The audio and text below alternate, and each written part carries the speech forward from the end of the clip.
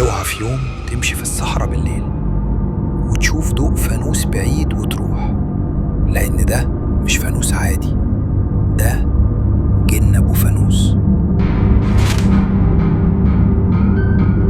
اشترك في القناة واضغط لايك وصلى على النبي علشان القصة الجاية يمكن تكون عنك. ويلا نبدأ الحكاية. في شاب اسمه خالد كان راجع من سفره متأخر، والصدفة خلت عربيته تعطل في نص طريق صحراوي مظلم.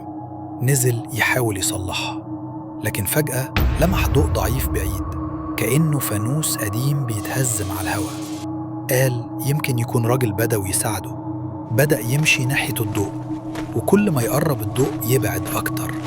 الغريب إنه وهو ماشي الأرض حواليه اتغيرت، مفيش أثر للعربية ولا الطريق اللي كان عليه، كأنه دخل عالم تاني.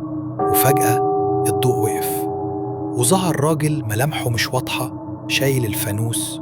صوته غامض وقال: انت تبعتني، خلاص مفيش رجوع. خالد حاول يجري لكن رجليه تقيلة وصوت خطوات بتلحه، لحد ما فجأة كل حاجة ضلمت.